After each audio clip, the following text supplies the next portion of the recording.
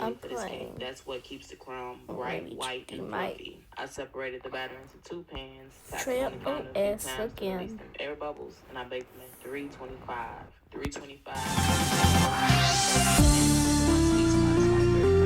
Now what you see me preparing is the white velvet butter. Again, super silky, super fluffy. I beat my butter until it was almost white, then I added powdered sugar, a little vanilla, and if you want that wedding cake type of flavor, I added a little almond extract in it too. Heavy cream to bring it together, and the frosting is spreads like butter. It's best to frost the cakes and stir completely cool.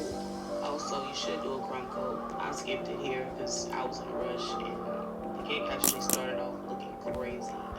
I'm not the best cake froster or whatever you call it. But watching the process, you see how put it together and made I almost died. it actually came out really good. Somebody comes and do this often. White chocolate chips right on top. The white chocolate brings out the velvet texture even more. It gives the cake a luxury Yes, bakery change of scenes.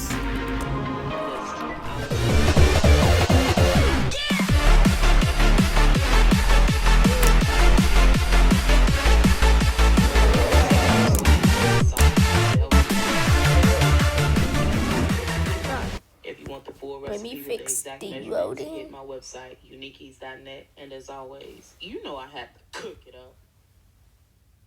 This cake may be the best cake that I ever made in my life. This is my white velvet cake, the one that everybody's been asking me to find out. First, I started with 2 9-inch cake pans. I always felt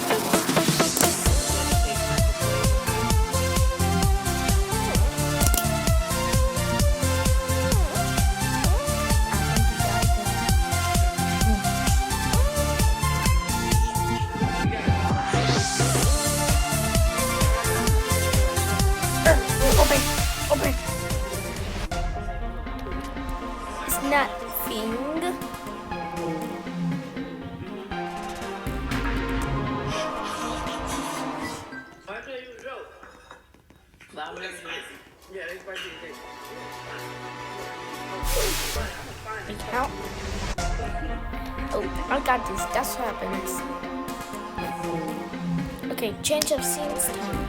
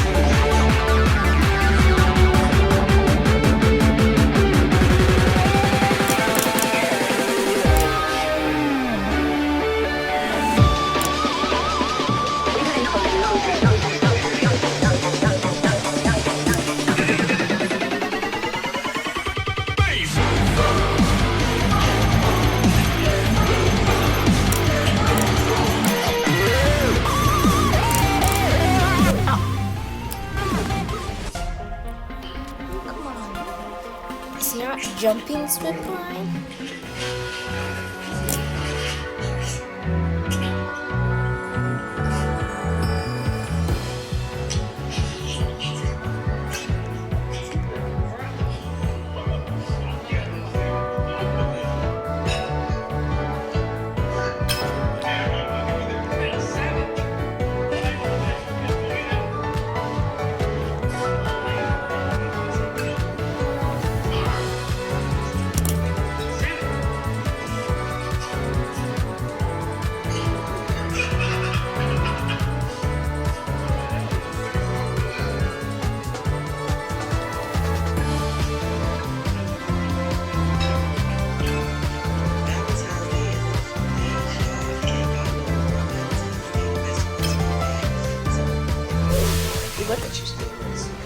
Oh, I saw an arrow.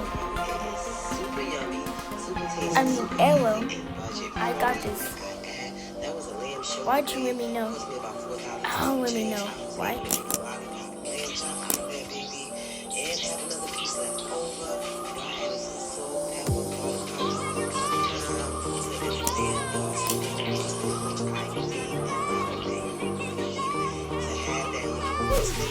Oh.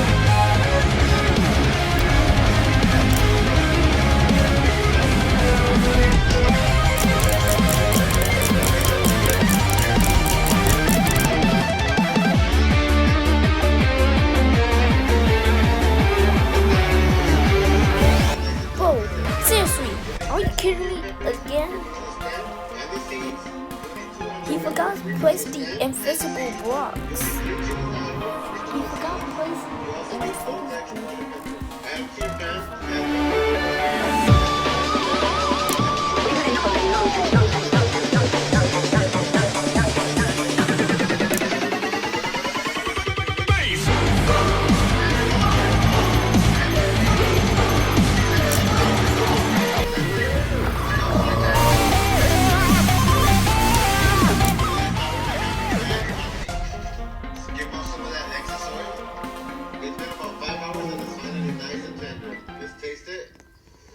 and adjust your seasoning as needed.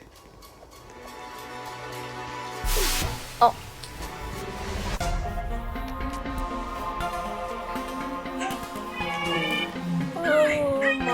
dog. I'll see you next time making videos or shorts. Bye.